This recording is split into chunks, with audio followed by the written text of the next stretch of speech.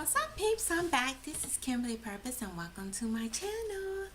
Today I want to do another relationships video. Today I want to talk about how to deal and identify with, how to identify and deal with toxic people. Well, the first thing is that you have to be able to identify the person. In order to deal with a toxic person, you gotta first know who they are. A lot of times we don't realize that we're surrounding ourselves around toxic people because a lot of times they don't want you to know that they're toxic because sometimes they reaping the benefit or mooching off of you in some form or another. But anyway, I'm going to describe some of the people that are, or some of the signs that toxic people make. The first one is one-sidedness. Sometimes they are one-sided and everything has to be their way. They want you to constantly give and give and give to them, but they don't reciprocate. In relationships, it's supposed to be a give and a take between both parties. It's a yin and a yang. And if you're in a relationship where you're constantly the one giving, then it's definitely a problem. And it can also become very draining and rob you of your energy. And there are people out there that would do it if you let them. That's why it's so important to identify it as quickly as possible before it becomes pretty bad. I can give you an example. For example, let's say that you have a car and you have a friend or a boyfriend or girlfriend that doesn't have a car, but you live within the city and they are able to ride a bus and ride transportation. They get a card, they pay one fee to go to and from work, and it really don't cost them extra at all to go see you, but they rather for you to fight traffic and drive your car all over town. They live across town to get to them, and they want you to constantly burn up all your gas driving to them, picking them up, chauffeuring them around, getting their food and everything. And they very rarely come to your house. They might have come to your house one time and that's it.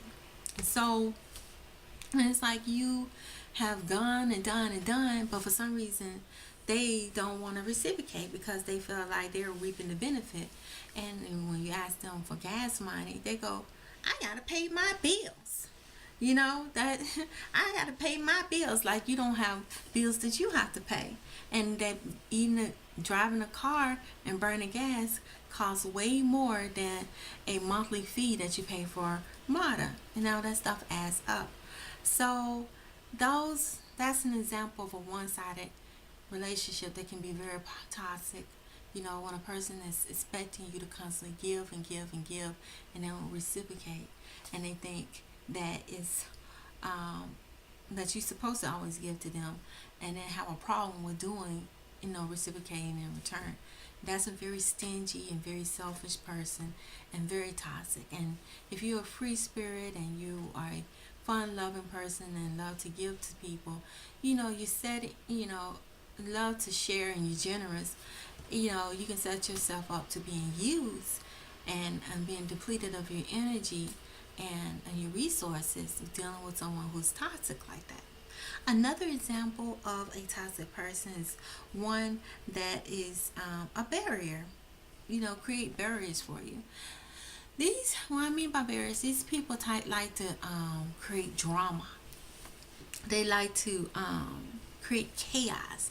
No, you can be in a relationship with them, and no matter what you do, you try to please them in every shape and form because you want to make them happy. But no matter what you do, they're never happy. Instead, they find something else to fuss and complain about. They're always nagging, they're always arguing, they're always creating drama when there's no need to be drama. You might say, oh, it's beautiful outside. No, it's not. It's not beautiful outside. Why are you telling me that it's beautiful outside? And you go, wow, I wasn't trying to create an argument. But for them, they want to create drama no matter what.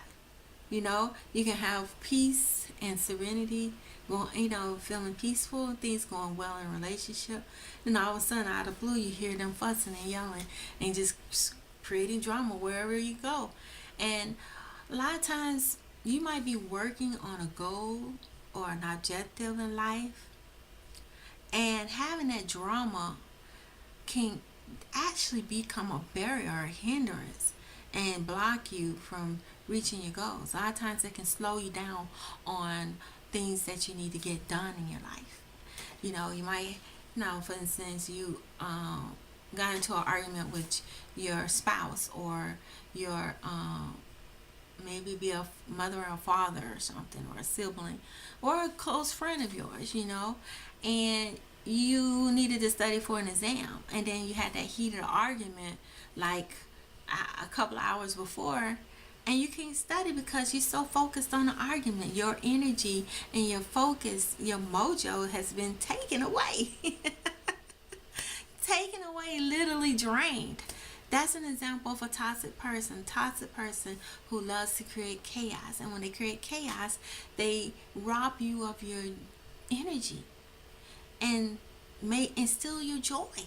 Literally, they steal your joy and make you unhappy. That's an example of a toxic person. Another example is a person who don't believe in you.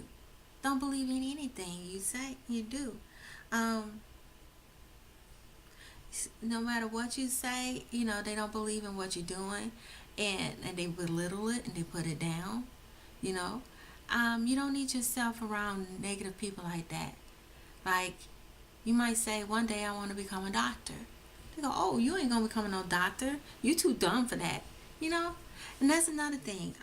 Another thing to identify is negative talk. Negative. They always negative about everything you want to do. You say that I'm going to be successful.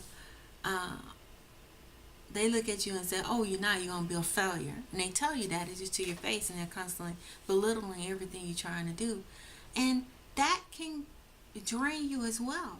It can cause you to have more doubt in your vision and some of the things you're planning on doing. And so that's a toxic person. A lot of times if you got a big vision that you're trying to do, you cannot allow these people within your inner circle. You just cannot. So these are the things that I see are the types of people who are toxic. You got to be able to identify. I think that's the key, is being able to identify them. And then once you identify who they are, then you got to decide what steps, what measures you have to take to help alleviate that. Sometimes it may be that you have to distance yourself away from people, even loved ones, because you got a vision of starting your own business or something, or maybe you're going back to school and trying to get your doctorate or something, like I am, or you're trying to get your finances in order. These are the things that you're trying to set up for yourself, or you're trying to start a new career. You don't need all that drama in your life, and having all this toxic people in your life can drain you. It can keep you from, reaching anything. It's like a way of self-sabotage. So if you know a person is negative, sometimes a good thing to do is to start. The first thing you do is to analyze it. That's how you identify it. And once you identify it, you step away. Sometimes you have to maybe reduce the amount of time that you be around that person. Like, some people you can't do it, especially if you're married to a person. Then, or you're dating a person, you gotta, see if being with that person is you gotta weigh the good and the bad to decide whether or not, according to your circumstances, it's good to be with that person or not.